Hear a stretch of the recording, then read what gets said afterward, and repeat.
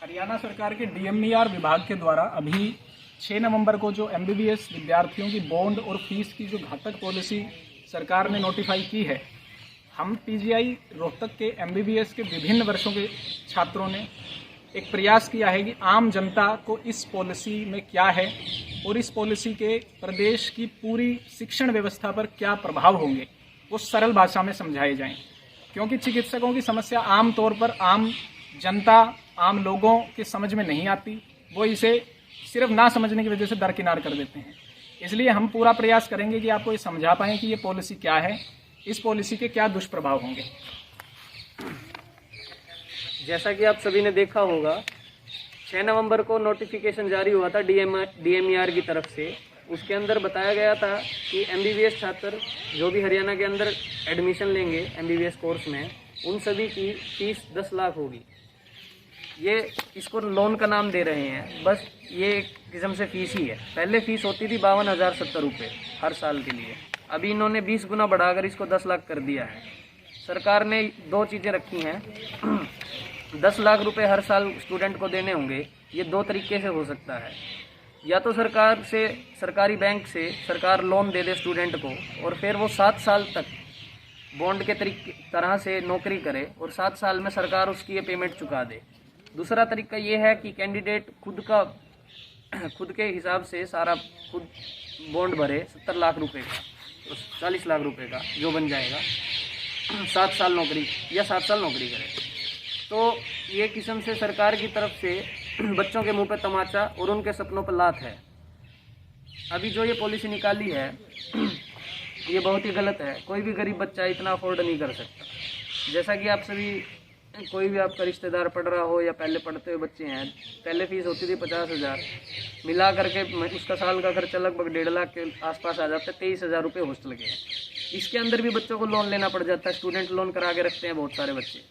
अब जब 1.5 लाख रुपए में वो स्टूडेंट लोन करा रहा है, तो जब 40 लाख रुपए भरने होंगे, एक साल के 10 लाख भरने होंगे, वो इतने पैसे कहाँ से लाएंगे? ये कोई हरियाणा के अंदर एडमिशन लेने का सोचेगा भी नहीं। तो चल कंटिन्यू कर दो।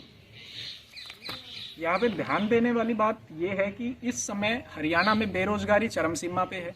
चाहे वो मेडिकल फील्ड हो, चाहे इंजीनियरिंग हो, चाहे कोई भी नौकरी हो, सरकार के पास रोजगार नहीं है। सरकार को ये बात अच्छे से पता है, इसीलिए सरकार ने इस पॉलिसी में अपने बचाव के लिए ये साफ कर दिया है कि जो भी एमबीबीएस ग्रेजुएट होंगे उनको रोजगार देना प्रदेश सरकार की जिम्मेदारी नहीं होगी। उनको रोजगार उसी तरह लेना पड़ेगा जिस तरह हर सामान्य अभ्यर्थी लेता है। इस पॉलिसी के विद्यार्थियों, शिक्षण व्यवस्था, सरकारी कॉलेजों की स्पिरिट, पब्लिक फंडेड एजुकेशन समेत पूरी हायर एजुकेशन व्यवस्था को नष्ट नाबूद करने का सरकार ने मसौदा बनाया है। इसमें समस्या क्या है असलियत में, वो हम आपको अभी अवगत करा देते हैं।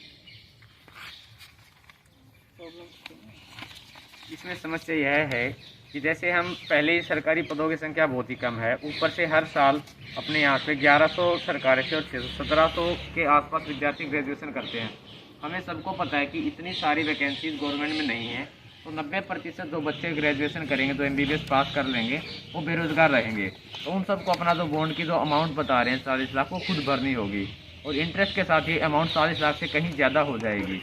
क्योंकि एक सामान्य इंसान या कोई पैसे वाला भी, अमीर इंसान भी अफोर्ड करने के लिए 2 बार सोचेगा कि इतने पैसे कहाँ से लाएँ और क्यों लाएँ। तो जो निचले वर्ग के लोग हैं उनके लिए एमबीबीएस करना बहुत ही कठिन और असंभव काम हो जाएगा। हर साल पता है कि 300 से 400 वैकेंसी, तो उतने लोगों को, उतने बच्चों को ही नौकरी मिल पाएगी, उनका सरकार पैसा ही भर देगी। लेकिन सरकार ने 2 ऑप्शन दे रखे हैं कि इसमें है कि अगर आपको जॉब मिलती है तो सरकार आपका इंटरेस्ट के साथ में 7 साल के अंदर आपकी इंस्टॉलमेंट से आपका लोन पे रीपे कर देगी।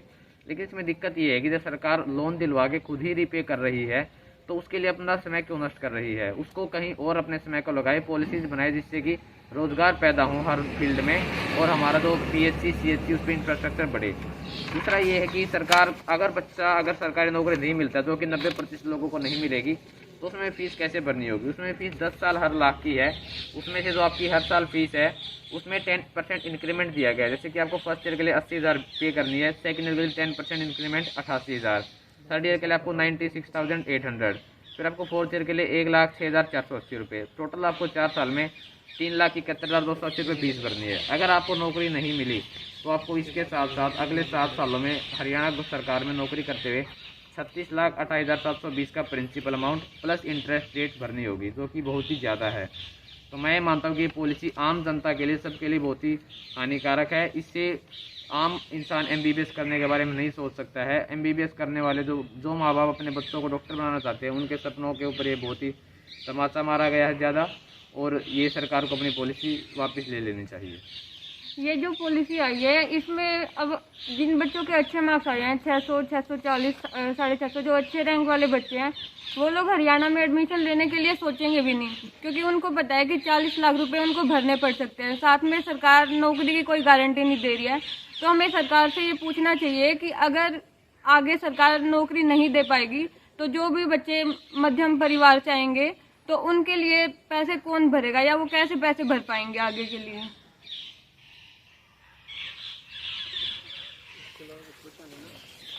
अगर राज्य सरकार ये चाहती है कि MBBS के जो ग्रेजुएट्स हैं उनका रुझान सरकारी सेवाओं की तरफ बढ़े, तो सरकार को सरकारी सेवाओं में काम करने का माहौल, डॉक्टरों को समय पर वेतन और उन्हें उचित सम्मान देने के बारे में सोचना चाहिए।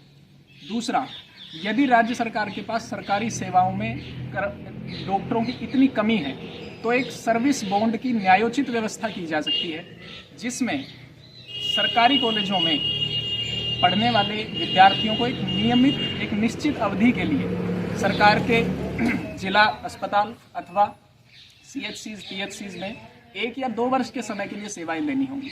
अगर वो ऐसा नहीं करते तो सरकार उनसे एक न्यायोचित रीजनेबल अमाउंट का बॉन्ड बना सकती है, जो कि देना किसी भी व्यक्ति के लिए संभव है।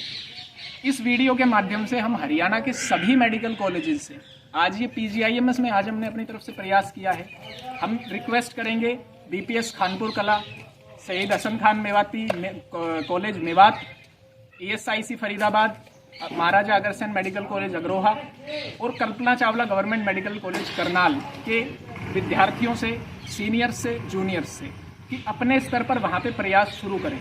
जब तक एक प्रदेश व्यापक आंदोलन सरकार की DMER हरियाणा की इस नीति के खिलाफ नहीं होगा, तब तक सरकार नहीं सुनेगी।